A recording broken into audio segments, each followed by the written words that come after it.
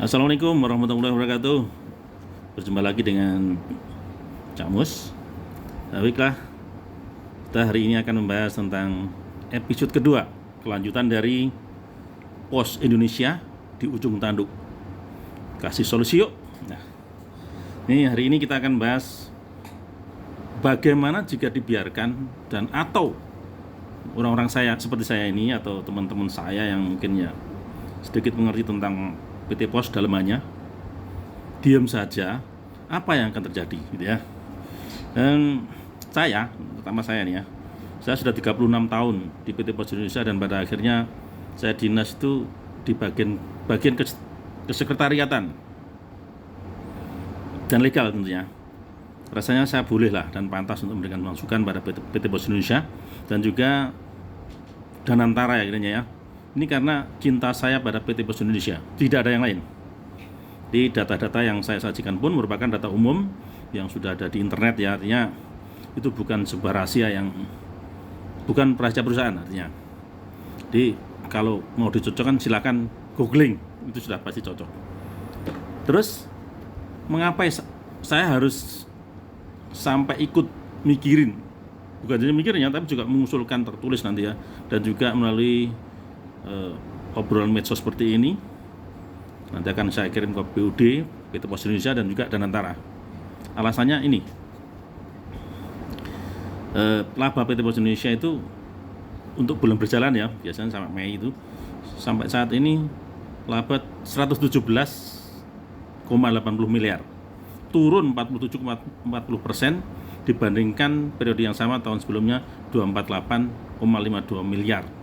Nah, misalnya harus percaya dengan data ini ya, karena data ini juga dibuat oleh teman-teman saya. Artinya ya jangan sampai ada tuduhan tindak pidana laporan palsu, yaitu melanggar Undang-Undang Nomor 1 Tahun 2023 tentang KUHP yang baru, pasal 361. Insya Allah enggak lah, mudah-mudahan ya. Kemudian mengapa? Yaitu total liabilitas atau hutang Pos Indonesia melonjak 31,72% dibanding waktu yang sama, yaitu menjadi 9,89 triliun, dan arus kas juga negatif 677,52 miliar.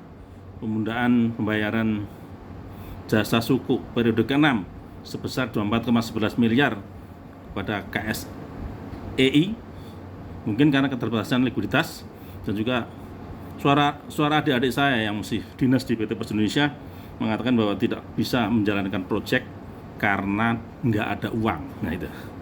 Dan yang terakhir tentu kita paham ya bahwa Pak Daud Yusuf sebagai Direktur PT Pos Indonesia mengundurkan diri itu pasti sudah dihitung, dan beliau mungkin merasa ini cukup berat bagi dirinya sehingga harus mundur.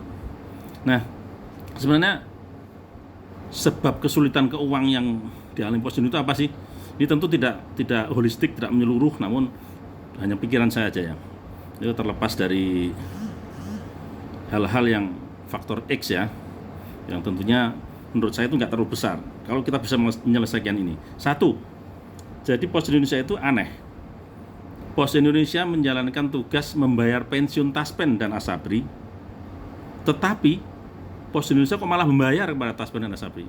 Ini usulan keras saya, mudah-mudahan bisa dirubah ya. Jadi Taspen dan Asabri lah yang membayar Pos, karena Pos sudah mengeluarkan ATK, membayar pegawai, listrik dan sebagainya, yang tentunya itu bisa terlaksana karena Pos. Harusnya Pos justru dapat imbal hasil. Nah, tapi di sini Pos malah tidak mendapat, justru disuruh membayar. Meskipun hanya 5.500 banyak loh, kali sekian ribu, sekian ratus ribu, bahkan juta ya. Nah, kemudian yang kedua, ada lingkaran setan ya dalam bisnis logistik, yaitu karena tidak ada modal maka tidak ada jalan project. Sebaliknya, karena tidak ada project maka tidak ada revenue, muter, sehingga ya angel lisan. Nah, ini nanti kita harus ada pemutus dari lingkaran setan ini. Saya punya solusinya. Kemudian laporan keuangan Pos Indonesia belum dipercaya sepenuhnya oleh Danantara, sehingga Badan Pengelola Investasi BPI Daya Aganata Nusantara Danantara saat ini ya, ini bulan Juli, sekarang ini tanggal 14 Juli 2026, sedang melakukan audit forensik dan investigasi menyeluruh terhadap pembukuan PT Pos Indonesia. Ini sebenarnya tidak bagus. Kemudian ini saya merasa agak pusing memikirkan pos ini karena saya selalu mengirim, setiap bulan ada kiriman-kiriman buku, kiriman apalah keluar pulau gitu dan juga luar kota. Saya mencari pos itu nggak ada. Dulu di tetangga itu ada agen pos, sedikit ada agen pos, sekarang sudah tidak ada mereka. Artinya agen pos ini bagi PT Pos merupakan sesuatu yang tidak perlu diperhatikan, lupakan dan kayaknya cenderung dihilangkan mungkin ya. Sadar atau enggak saya tidak tahu. Dan itu luar biasa. Saya punya solusi. Ini bocoran usulan saya ya. Sudah saya bahas juga pada episode sebelumnya. Agen pos itu kalau ini tipe A, dia akan mengambil alih tindakan Oranger Loket, Oranger Mobile, Oranger Antara. Artinya first mile, processing dan juga last mile-nya ditangani oleh agen pos, dan orang-orang pos itu hanya mengawasi dan mengatur bagaimana semuanya lancar. Apa untungnya pos? Pos akan dapat uang dari deposit itu dan nggak usah perlu repot-repot. Ini saya sudah ngobrol sama beberapa pengusaha di Jawa Timur ya, mereka sangat tertarik untuk itu. Asalkan sesuai usulan saya, imbal jasa agen pos itu naik 10-20% lagi dari yang sekarang. Jadi bisa aja imbal jasa itu kita berikan 30-40% kepada agen pos, sehingga mereka semangat dan mereka kita kasih target 50 titik lagi yang harus dibuat oleh agen pos tipe A, ya mungkin berupa agen pos tipe B atau juga menggunakan outlet-outlet yang mereka dirikan. Nah, kemudian berikutnya, mengapa seperti ini Pos Indonesia? Pos Indonesia seperti tidak berdaya melihat minus likuiditas yang menyedihkan.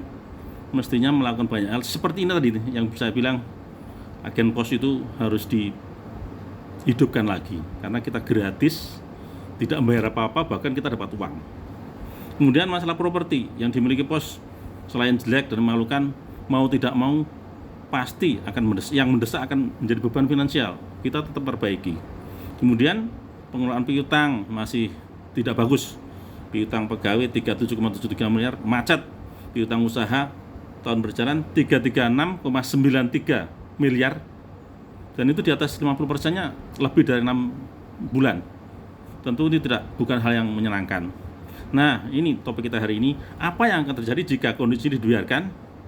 Artinya Pos Indonesia tidak membayar imbal jasa sukuk 24,11 miliar dan likuiditas tetap minus, lalu tidak ada tindakan-tindakan yang ya paling enggak minta tolong pemerintah atau melakukan yang tadi saya bilang tentang agen pos, maka wajibkan hukum kita akan dapat kita membayar yang 24,11 tadi itu mendesak, atau kita dipilotkan di PKPU, di pengadilan niaga. Nah, kemudian kita juga bisa mengalami kekurangan keuangan sehingga terjadi kas kita krisis, efek dominonya otomatis tunjangan-tunjangan dinolkan, tidak ada tunjangan, dan gaji bisa ditunda pembayarannya. Akhirnya apa? Ada pemogokan massal dan semakin hilanglah pasar, dan ini hal yang tidak kita inginkan. Itu yang kita bahas pada kesempatan kali ini. Nah, mari kita berdoa untuk menjadi lebih baik. Assalamualaikum warahmatullahi wabarakatuh.